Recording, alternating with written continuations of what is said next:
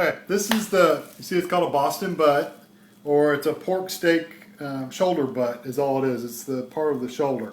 And we got it at Kroger. And you can see it's not too awfully expensive, but what we're going to do is, if you want pulled pork, really a shoulder or butt roast is probably one of the best ones to get. This one has a bone in it. There's actually 2 or 3 of them right in here. So what I'm going to do is, since it's pretty much just Ashley, maybe my daughter-in-law, that wants it not spicy, I will probably cut it like maybe 2/3 and a third and make the third of this not quite as spicy as the rest of it. So what I'll do is I'll rinse some of that rub off tomorrow once it's set overnight and take off some of the spice and then bake it just like I would the other half. So what I'll do is I'm going to cut the package open and cut this, and then actually I'll probably cut it over there on my, well, I'll cut it over here and then take it over there.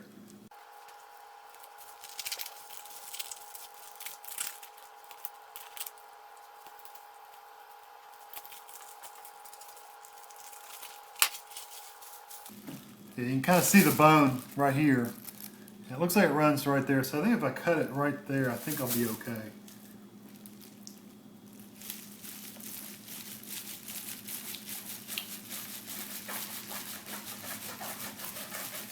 I feel like I'm slicing up a murder victim. Never did like that neighbor of ours.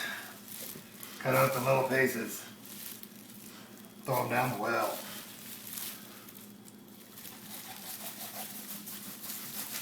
I can say that because we don't have any neighbors.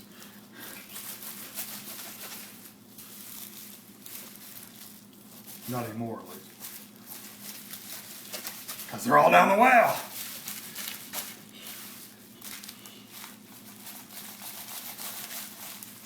Alright, that piece does not want to come apart. There we go. Okay. Now that I've thoroughly disgusted my hands, carry this over here.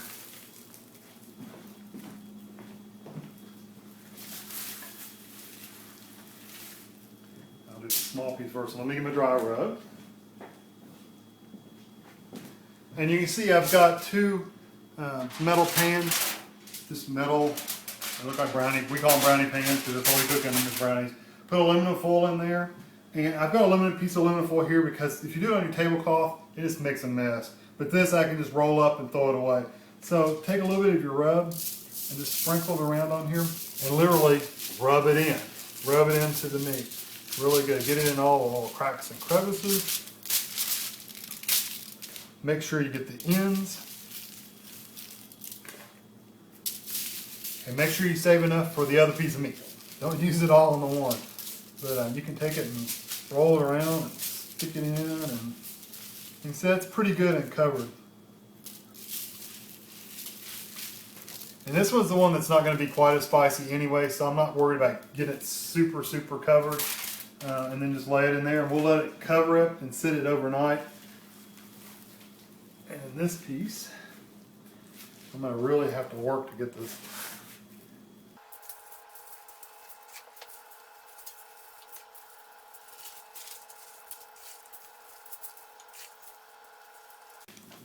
I feel like I'm giving it a massage.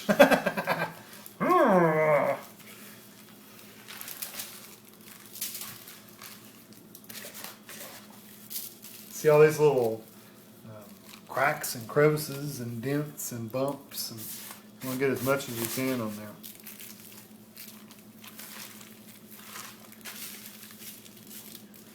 And then I'm going to lay this one in here.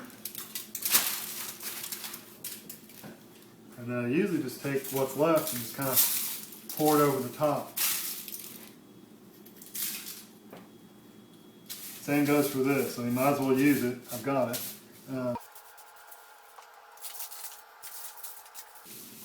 Okay, and what I'll do is I'll cover this up now and wrap them up really good and stick them in the refrigerator overnight.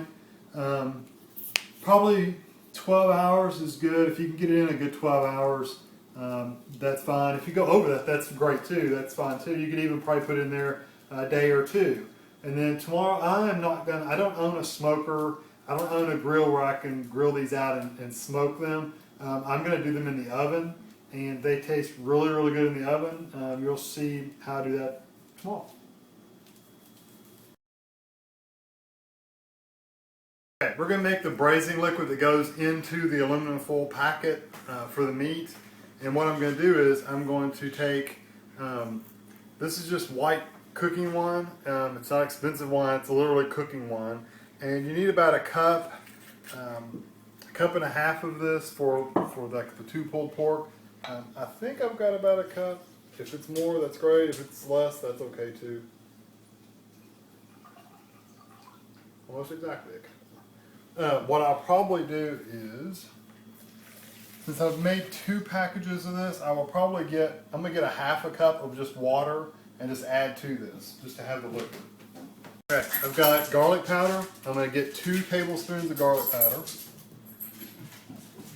I'm just gonna sprinkle it around there.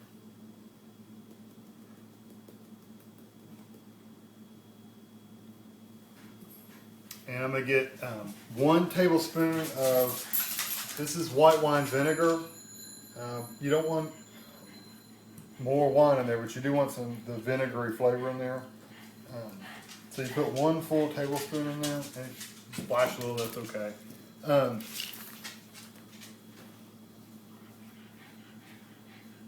you what, I would do this. You want a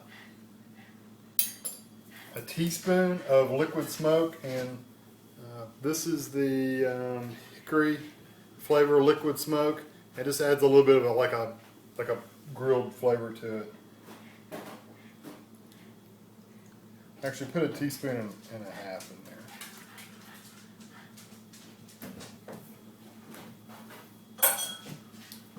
And then you want a tablespoon of honey. And I microwaved this because it's been sitting in the cabinet for a while. I microwaved it for like 5 seconds, and it makes it much runnier. It won't hurt anything. It just breaks the sugars down a little bit, makes it not quite as thick. You see how smooth it is. So.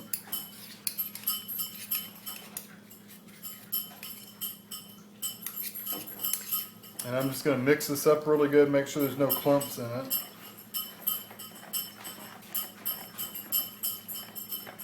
And then this is what I'll put in my aluminum packets, which I'll show you next.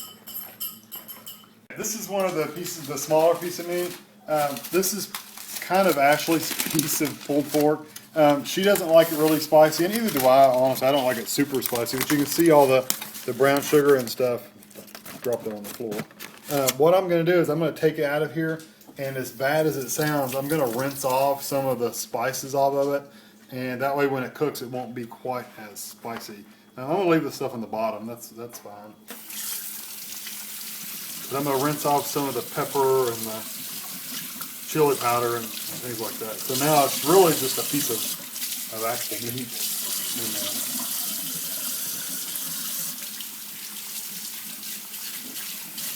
Okay, this is the piece that I rinsed some of the seasoning off for Ashley.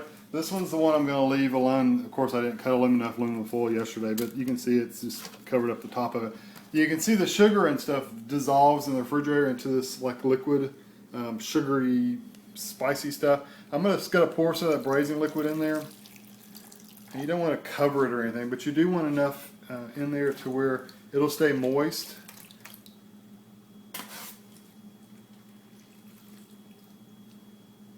While I'm baking it. Put too much more in there. The oven, preheating it to 220 to 250 degrees, and it's going to go in there for 6 hours at 250, and not going to take it out unless I hear it drying up or something. If I smell something real like smoky or something. But I've got enough braising liquid in there so where it shouldn't dissolve or evaporate out of there. So I'm just going to wrap these back up really good and put them in the oven for 6 hours. Okay, it's been a while since this was such a big piece of meat. I actually left it in, what, 7.5 hours. If they'd been ribs, you wouldn't have left them in near that long. But since these are big hunks of meat, hot. That is what it looks like. And get a fork, hopefully, See how it's just going to pull right apart? That's what you want when you're pulling pork. It's just pulling right off the right apart like that. That's what you're looking for. Is that tender of a meat. And what I'll do is, you gotta let this cool off because you'll just torture yourself. But when it cools off a little bit, I'll take a fork or my hand and just pull it apart, and then I'll put it back into a pan, and save some of this juice and put in there. So when I heat it up, I'll probably put it in the oven tomorrow just to reheat it to serve it, and put some barbecue sauce on it, and it'll be good and moist, and stir some barbecue sauce in, and it'll be really good. So that is, let it cool off, and then we'll do the rest of it tomorrow. Okay, I'm going to take the meat, and it's cooled off some. It's still kind of hot, but I'm going to take the meat off here, put it on this cookie sheet that has a lip around it, and it has a piece of aluminum foil on it, and I'm going to start pulling it apart in like strings, and then I'm going to take that juice, maybe not all of it, but a lot of it, and I'm going to wrap this up, put it back in the pan, and put some juice back in there so it'll stay good and moist. So basically I'm going to pull it apart in here to get a new piece of aluminum, and then put some of the juice back into it.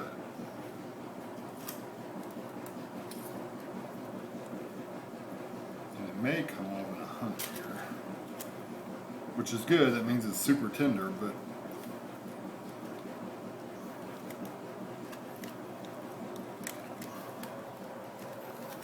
it's still a little hot.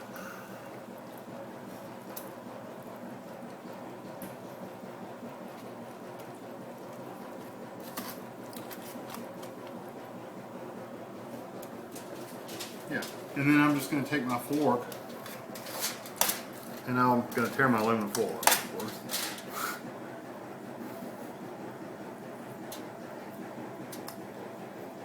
Yeah, I'm going to have to get another piece of aluminum because I didn't think about it. I should have just done it on the cookie sheet. I'm taking it off the aluminum because I didn't want any pieces of this aluminum to tear up and get in the meat. So that's a waste of aluminum foil. But actually this will work better anyway because this is sturdier and I don't have to worry about tearing it. Now I can get in there and really pull it apart and have it in strings, because you don't want to take big hunks of meat and have it on a sandwich. So.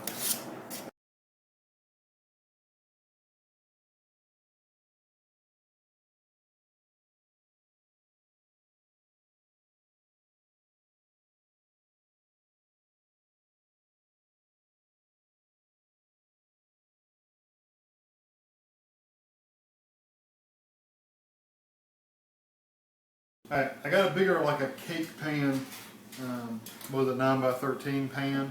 Put aluminum in here. I'm just going to move this over to this pan.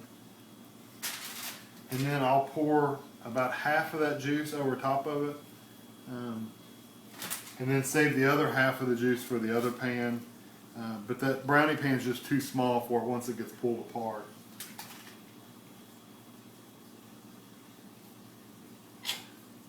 And I'll have to put a piece of aluminum foil over top of this too, because it's still not, I didn't want to get too much aluminum foil, but I want to make sure it's covered. So I will, I'll put another piece of aluminum foil over top of it. I just want to make sure it stays good and moist, because nobody wants dry barbecue.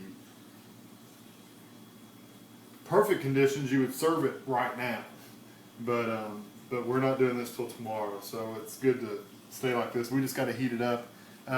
I'll put the juice in there, so I'll be able to put it in the oven, and I'll just let the oven heat it back up some tomorrow before we actually serve it. So.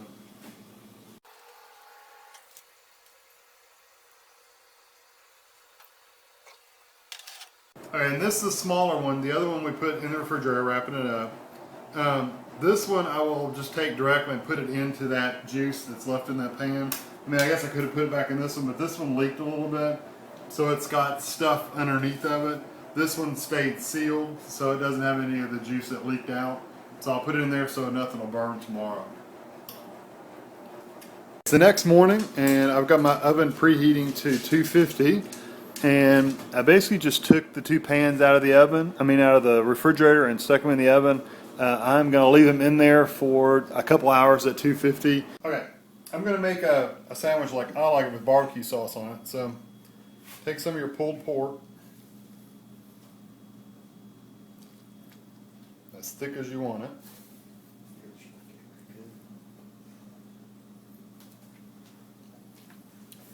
And then take your barbecue sauce and just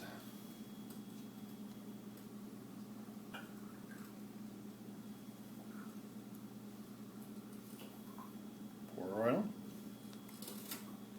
And put your bun on, and you're good to go.